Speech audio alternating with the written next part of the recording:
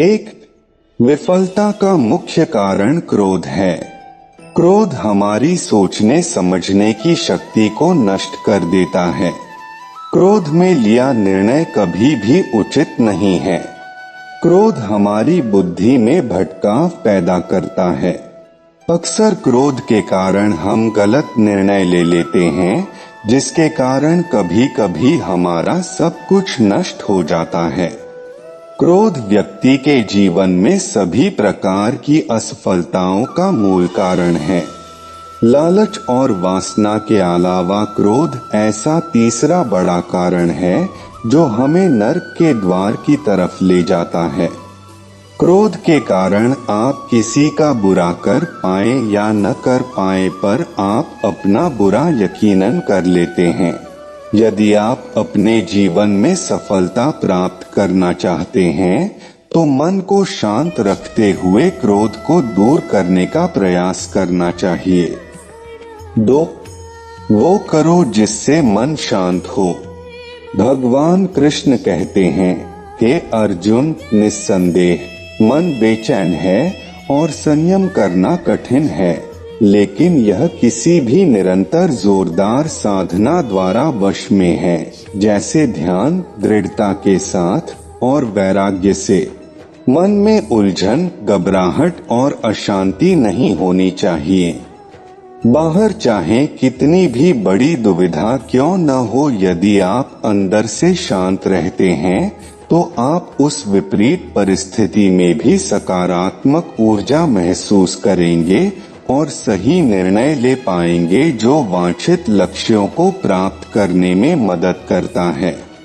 यदि आपको सफल होना है तो ध्यान एक व्यक्ति को सभी दुखों को दूर करने में मदद कर सकता है। ध्यान के द्वारा आपका मन शांत रहता है। 3. अपनी शक्ति को पहचाने। आपके अंदर एक अद्भुत शक्ति है। यह एक सर्वोच्च शक्ति है जो आपको जीवित रखती है। आप कुछ भी कर सकते हो। इस छिपी हुई शक्ति पर हमेशा विश्वास करो। आप जो कर रहे हो उसे पूरे विश्वास के साथ करो। आपके अंदर की शक्ति हमेशा आपको सही बनाने के लिए आपके साथ होती है और आपको अद्भुत चीजें करने की ताकत देती है। 4. कर्तव्यों से कभी दूर मत भागो। कर्तव्यों से दूर भागना सफलता का रास्ता नहीं है। इसलिए हमेशा कर्तव्यों को पूरी लगन के साथ पूरा करें।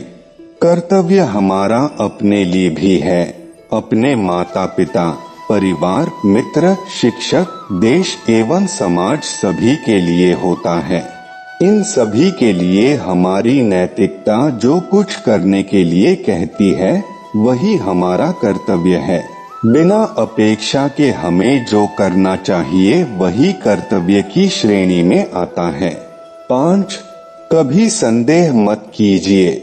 भगवद गीता के अनुसार एक संदिग्ध व्यक्ति को इस दुनिया में शांति नहीं हो सकती है।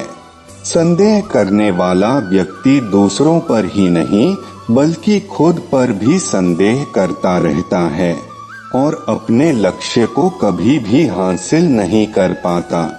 आप जो भी कर रहे हैं उसे पूरे विश्वास के साथ करने से ही आप सफल हो सकते हैं। यदि आपको यह संदेह है कि आप सफल होंगे या नहीं तो आप अपनी ही सफलता पर संदेह कर रहे हैं। जहाँ संदेह होता है वहाँ विश्वास नहीं होता। इसलिए कभी संदेह मत कीजिए बल्कि अपने आप पर पूरा विश्वास रखकर आगे बढ़िए। 6. डर का सामना करो। डर से बचने का सिर्फ एक ही तरीका है कि उसका सामना किया जाए। यदि आपके अंदर कुछ खोने का डर रहेगा तो आप कुछ भी बड़ा नहीं पा सकते। किसी भी समस्या का दृढ़ता से सामना करना चाहिए। यह अंदाजा लगाना मुश्किल नहीं है कि अगर कोई डर न हो तो जीवन कितना सुंदर होगा। 7. धार्मिकता के मार्ग पर चलें। महाभारत में एक स्थिति थी जहां अर्जुन दुविधा में थे और वो कृष्ण से पूछते हैं कि क्या वह अपने ही भाइयों के खिलाफ लड़ने के लिए सही हैं? कृष्ण ने उत्तर दिया कि तुम बुराई से लड़ रहे हो, चाहे वे तुम्हारे भाई ही क्यों न हो।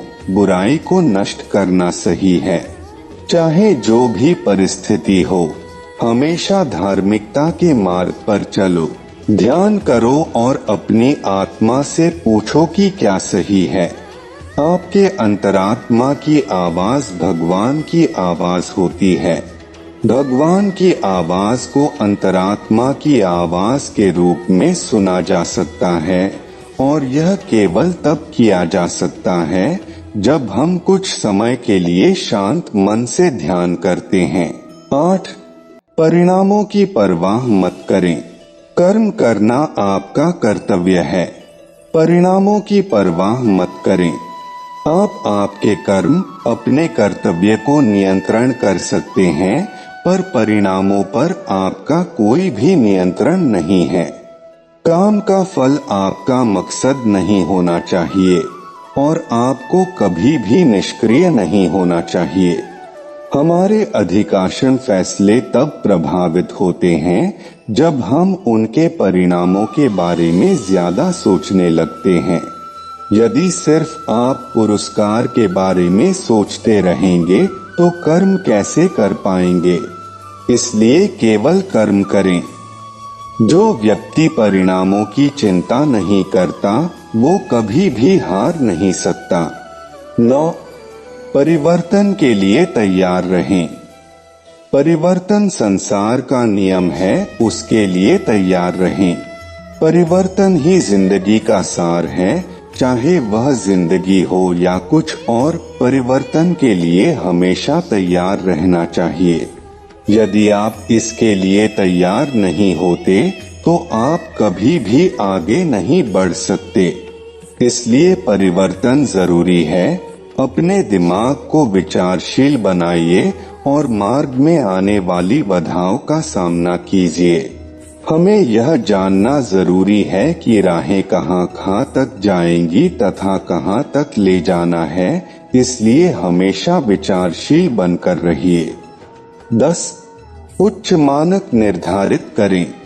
जब आप कार्रवाई के अपने पाठ्यक्रम पर फैसला कर लेते हैं तो अपने स्वयं के सफलता के मानकों को निर्धारित करें, अपनी खुद की सफलता को बेंचमार्क करें और फिर नई ऊंचाई बनाएं। सबसे बड़ी उपलब्धि हासिल करने वालों ने खुद को अधिक से अधिक स्तर हासिल करने के लिए प्रेरित किया है। वे खुद से प्रतिस्पर्धा करते हैं और अपने जीवन के सभी क्षेत्रों में सीखना जारी रखते हैं। वे सफलता और विफलता के साथ मिलते हैं, लेकिन फिर भी बढ़ते रहते हैं और उनकी यात्राएं हमें प्रेरित करती रहती हैं और हमारे जीवन को प्रकाश देती हैं। 11. हमेशा विनम्र रहें। श्री कृष्ण सारी सृष्टि के स्वामी थे, फिर भी वे विनम्र थे और अपने बड़ों के प्रति सम्मान दिखाते थे, चाहे वह उनके माता पिता हो, शिक्षक हो या उनके निर्धन मित्र सुदामा। वह उन्हें खुश करने के लिए हमेशा उत्सुक रहते थे। इस वजह से लोग हर जगह उसकी मदद करने को तैयार थे। यदि आप सफल होना चाहते हैं तो आपको हमेशा विनम्र रहना होगा, सभी के प्रति सम्मान दिखाना होगा, क्योंकि विनम्रता सारे सद्गुणों की नींव है। कवि प्रेमचंद ने कहा है, जहाँ नम्रता से काम निकल जाए वहाँ उग्रता नहीं दिखानी चाहिए। पूर्ण मनुष्य वही है जो पूर्ण होने पर और बड़ा होने पर भी नम्र रहता हो और सेवा में निमग्न रहता हो। 12.